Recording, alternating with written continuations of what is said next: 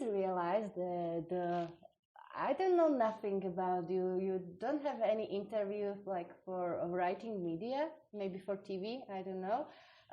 Just about you. How did you grow up? Did you start to skiing? How do you start to coaching? So tell me your story, Mauro. We will need time. No, I'm coming from the Italian part of Switzerland. You know that in Switzerland we are a 4 languages country. I'm living on the south side of Switzerland, close to Italy. So mother language. That's why mother language is Italian. But I am real Swiss. I grew up in the mountains, in a small village in the mountains with ski field outside of the door. And at that age, for us, it was normal to go on the skiing. We had 2 choices, or skiing or ice hockey.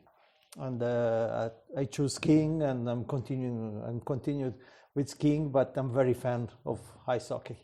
Have you ever tried ice hockey? Yes, I already. I also played not professionally, but yes, I like. And when I'm home, or I have a possibility to go to see a match, I do. Yes, I'm a big fan. Yes. So you start to do skiing. Have you ever tried to ski professionally?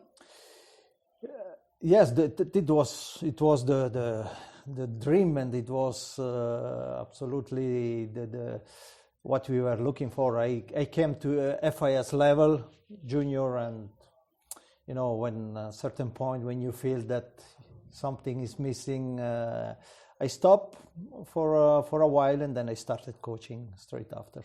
So you were very young when you started coaching, right? Yes, with 20, I started to coach professionally with 20, so quite early. So it was really your passion, because you realized that you don't get the professional level, so then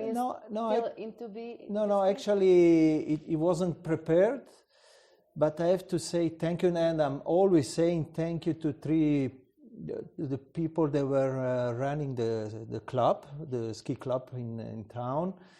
And one day they just, Mauro, we need a coach. We think that you are the right person. And I say, yes, why not? And it started like this.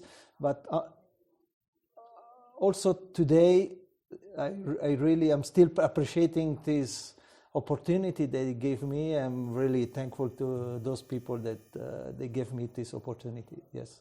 So who was your first athlete you coached? The kids of the ski club, which now we are friends, mostly of them, and we have a good memory. It was an interesting first part of my career.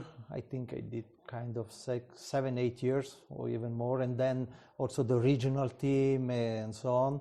And I have very good and nice memories. And when we meet each other, we always looking back, and we have a good time together.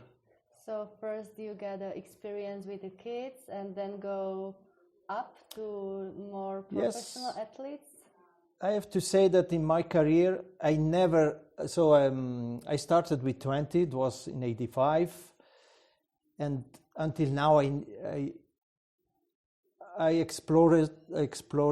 was exploring all the range of what means skiing. I've been also ski school director. I was managing ski school for 6 years, and then I went to New Zealand, and then junior level, kids level, and then I had the opportunity to go with professional, etc. And I've been also other side, like you, on the media side, to try to explain home what means skiing, why one skier is faster than the other. So I had the chance to discover all the range of what means skiing what means around snow, what means snow. I also had the opportunity to manage a ski field for 3 years, completely another perspective, point of view, more managing, more also with financial problematics, and I'm quite happy about my career.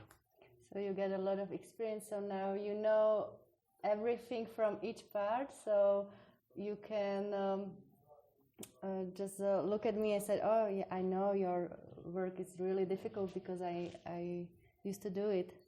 But you know, my job as coach is not so difficult. It's a passion, is something that it's not easy to explain, but you have to be full deep inside with your passion, with your time that you invest in this, and you have to do this job with happiness, and don't have to be hard. And I don't know if you understand what I mean, but if I'm able to keep this level of what I was saying, then it's easier. Of course, you have also the other side of the medal is you are away a lot of time from home. It's difficult to have also a social life, I don't know, as political in town, or as developing other hobbies, etc. But the other side, as I say, you have to be ready to give a lot, but you also get back a lot, and this is amazing. Was it difficult in Switzerland, because skiing is a sport number one in Switzerland, so coaching in your country and to get to the national team as you did is pretty hard, right? Yes. I am also one of the less Swiss coaches outside of the country. This is more about, it's not easy for us to go outside of Switzerland, also because of the money change between Swiss francs and euro, etc. Everybody knows that life in Switzerland is quite expensive. So, okay, inside we have a good salary, but to gain the life outside is a bit more complicated. So that's why we don't find many Swiss coaches around the world. But I never follow the structured path where you have to follow step by step, go up on the pyramid of but it's true, in Switzerland the ski is still number one, but we see one big problematics now that we don't see many young coaches start this job. Less youngs, they want to invest in this career. It's difficult to understand, but we have a bit this problematic also in a country which is ski is a number one sport. Yes. And how did you get to a national team in Switzerland? Was it before your TV experience? Yes, it was in the end of 2008. In that time I was coaching Lara Gut, and then they needed a federation, they needed a new head coach, etc., etc. I started to have the experience, but for me it doesn't matter where and who I'm coaching. I have just to feel the good relationships with the athletes, and I'm very happy and proud to coach outside of my country. Because for me it's also very important to know other culture. I really like to understand other mind of thinking, and I really like to discover other country, and I like to discover the world. You also coach Tina Mazer, right? And yes. You got a gold medal from yes. Sochi. So how was this experience when you won first gold? It was quite a fast experience with Tina, because who remember Tina was in trouble during the season, or beginning of the season. This season she couldn't reach a good result, She was coming from the biggest season, the season before, where she won the overall globe with the record of point, etc. She changed the coach, etc. And she wasn't able to restart. And around Christmas, she called me and Mauro, I need you. I need to do something in my team. I need some changes. And we started. We call, and the day after I was already setting training. But it was fantastic experience with a huge champion. I remember in these 4 months, I think I never spoke about technique, how to do the turn, how to do it. It was really a very interesting job with motivation, on the mental side, and two gold medals in one Olympic. It was something amazing. A huge wave of emotion came in, and it was a big result. And I'm still in good contact with her. We are always this good feeling when we meet each other. We spoke about there is something about Tina and the first Olympic, but it was just for one season, this kind of cooperation? Yes, actually we wanted to continue, but at the time my kids, they were still in the age that they needed the father at home, and I couldn't continue. I promised, when I left, I promised that it was just for a few months, and I maintained my promise. So, and then what did you do? Were you like a father for a full-time job? No, I had to gain my life. I was working for Swiss TV, commentating. I was coaching the regional team, so as sport director, the regional federation. I was working with youngs at that time, yes. So, and when you work for TV, also did you travel like for World Cup? We not full, but we were, Swiss TV is quite a lot of races on place, and I was also switching between girls and men, so it was interesting to have this view over all the participants, and actually it's exactly where I discovered and followed Petra. So from a long time ago. Oh, so commentating races, yes. When was it? Yeah, from 2015 on, yes. At the beginning of Petra's career, from the beginning. What did you think when you see her for the first time? The real first time where we figure out that Petra, it was a huge talent. It was in Sestriere, 2016 or 17, and then obviously Nore for the World Championships. There we had also the chance to have an interview with her, and it was interesting to discover a Slovak girl, skiers from outside from the biggest countries, ski countries, and for me it was nice to discover that, because I had the experience in Spain.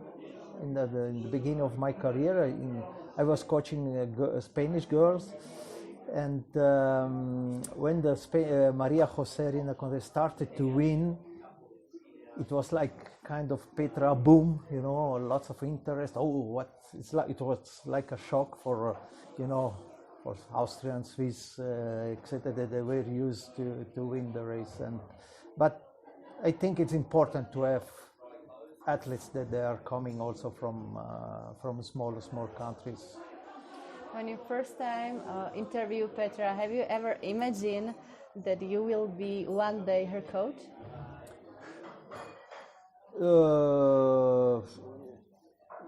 Not in this way, but of course, as coach I am, I would say this could be a really nice to work with her, yes.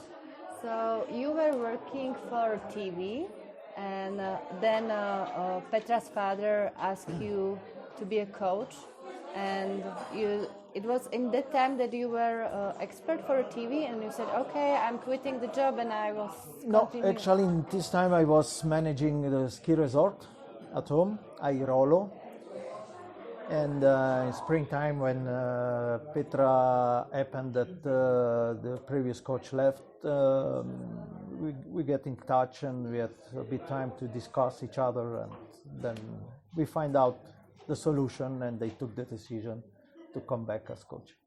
So how is Petra as a person? She's a woman. She's not anymore a young girl or a girl. She's a woman, an adult woman. She's with feet always in the ground, a bit shy sometimes, but a very deep person. And I think she's very honest person and respectful to the others. Do you realize that she is one of the most successful sport women in Slovakia? Oh, this I realize every time that I speak with Slovak people. It's amazing how many Slovak people we meet around the world. Every single hotel we go, every single place we go, we find out some Slovak ready to say hello to Petra, to us. And it's amazing how the Slovak country, support Petra. And this was an amazing feeling during the Olympic Games in Beijing. I really felt the country, all the people behind us, and it was a strange feeling, but shame that we were in China and not more close to Slovakia to really enjoy together. So you have to repeat it in 2026. So what's your relationship to Slovakia as a country? Before to start with Petra and the team, I have to be honest, not much. Now I try to travel a bit the country. I've been there a few times, also in summer. I also been on the top of Gerlachowski, yes. Shame with a foggy day, but I will go back with a sunny day. And as I say at the beginning of the interview, I really like to discover what is behind of Petra person or also my colleague.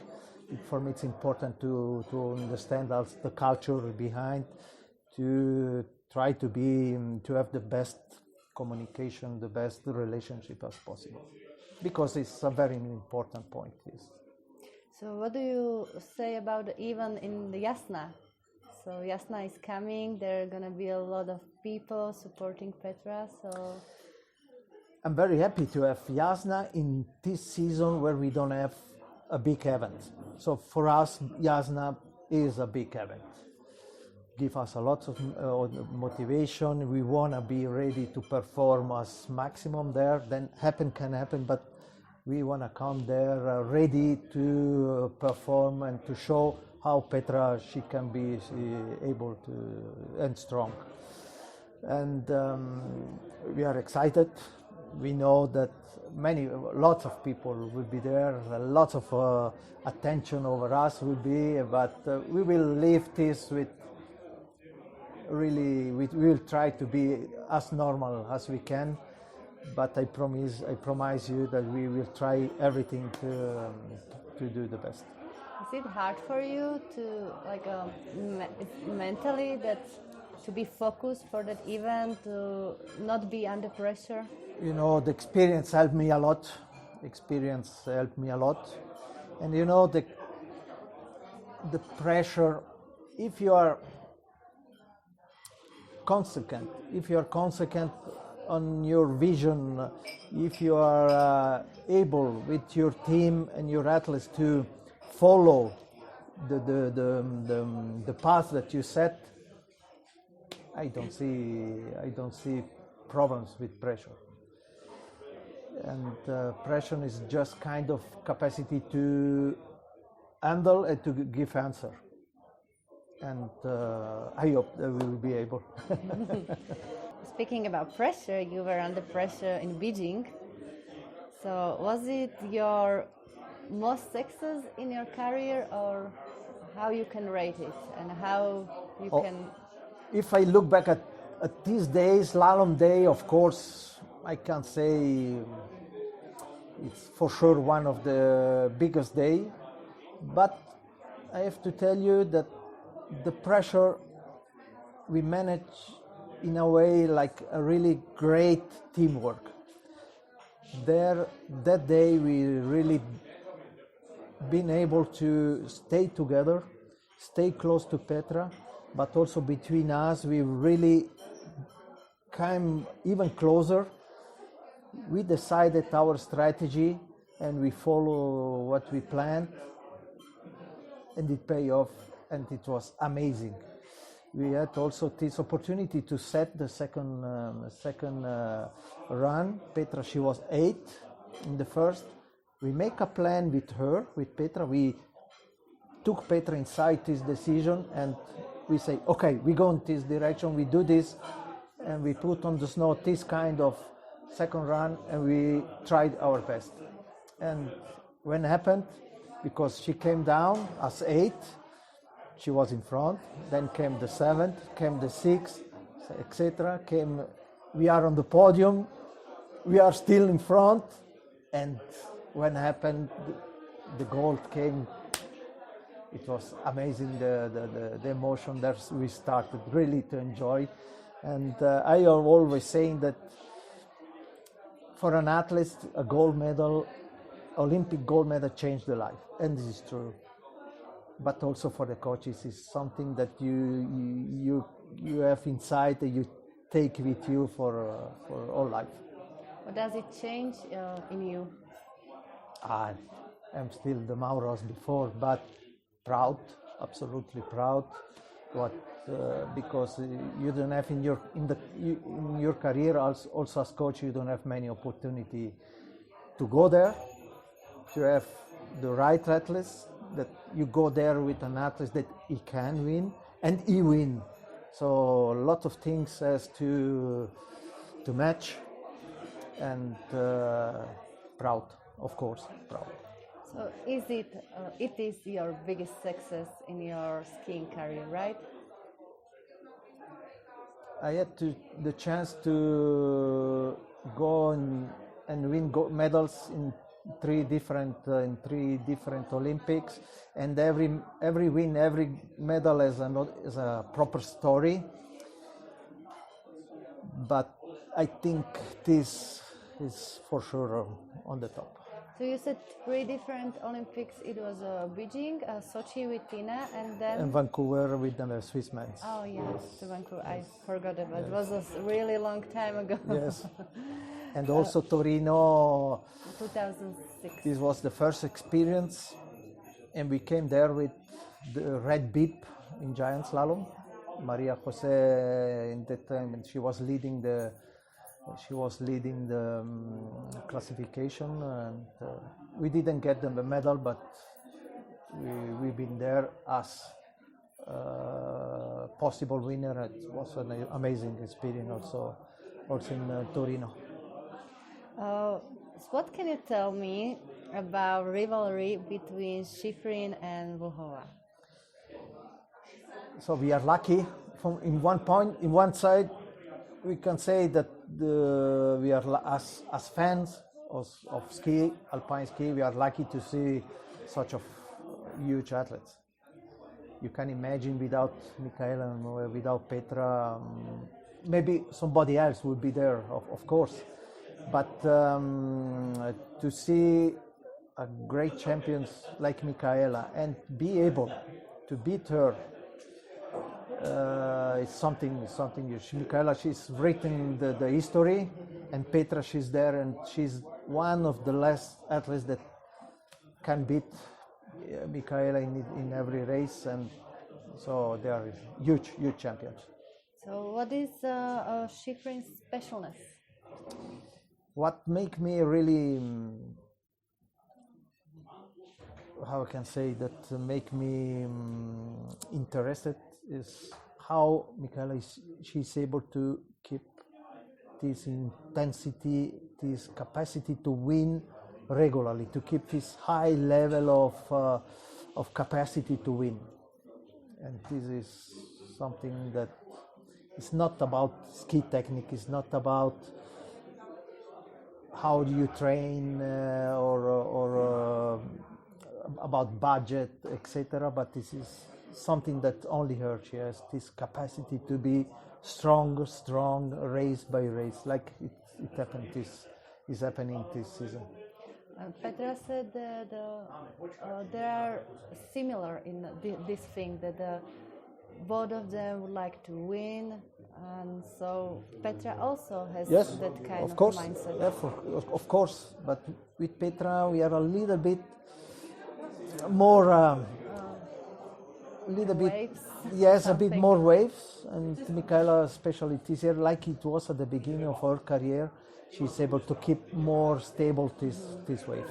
This is the difference between Petra and Michaela. It's not about, because Michaela show clearly that she can be really in front of Michaela.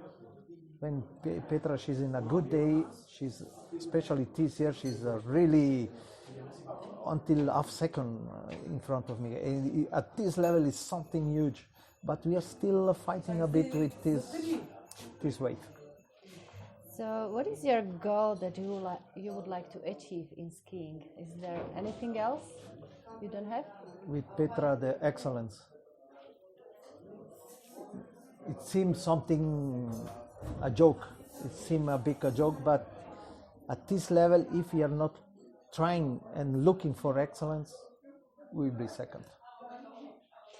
And you criticized the early start of the skiing season due to the climate change.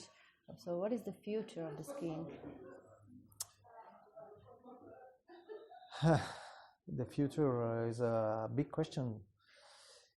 I only hope that doesn't go worse with the climate on one side, but I also hope that who is running the FIS, so the politics, sport politics, I really hope that they are able to adapt soon as possible and to find a way to survive with our sport against the climate situation. If they continue like at the moment to live passive these changes, we will be in trouble. They've made a little bit of change. Zagreb is not in a schedule for this year. So I don't know. Zagreb is a special but it's one. It's not about place. We go here instead here, but it's more the problematic is more.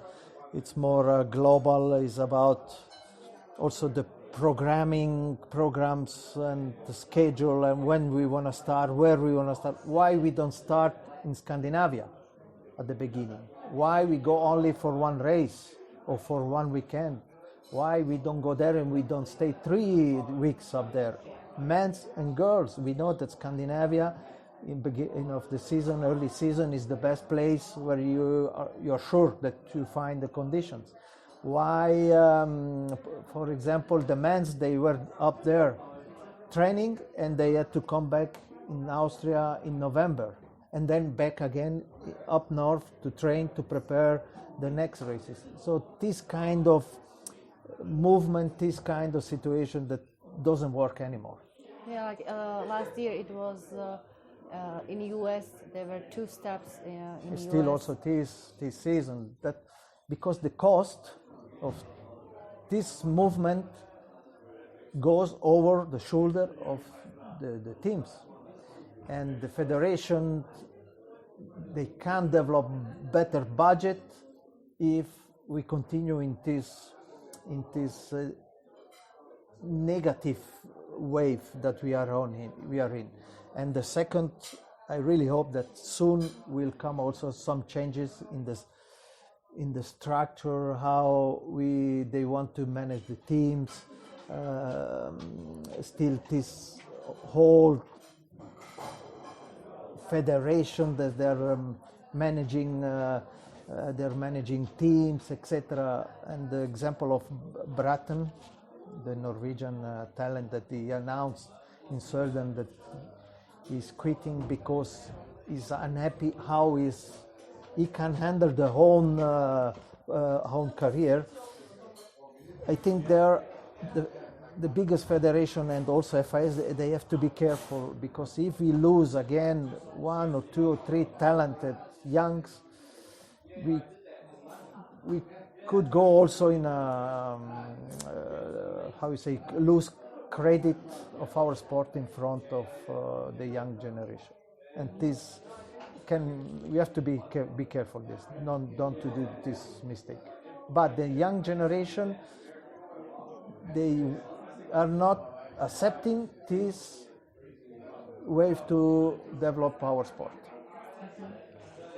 So, in the end, tell me please a little bit something about your hobbies. What do you like to do? What are you usually doing during summer when you have days off?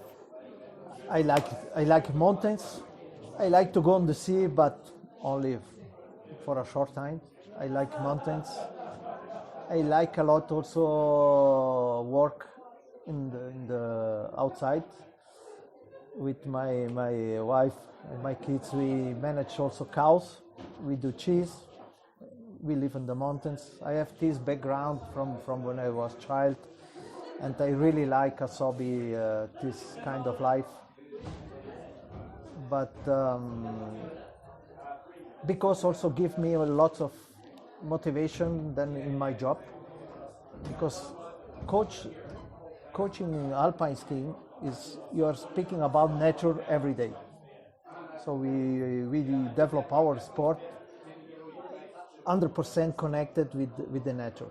Every single turn is different than the others, because the snow, the condition, the steepness, slope, etc., etc. So for me, the nature is my life. And how old is your children? Nicola is 22 soon, and Patrick will be 19 soon. And how does your family tolerate that you are being away for a long time? This is one side of our job, not easy to develop. You know, to develop a family in a job where we are more than 200 days a year outside of home is not easy for everybody. So you have to have your partner to really understand and know, and probably also has been growing up in the same how you can say with the same mindset.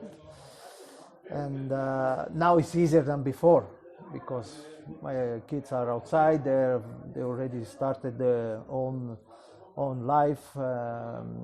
Daphne, she's managing the ski school. It's also easier now with the social media, with the phones. We also can travel easier. They can come to visit me when I'm outside. It's easier than 20 or 30 years ago. You can imagine the old coaches, they were outside maybe for 5-6 months without phone, maybe calling home, sending fax, etc.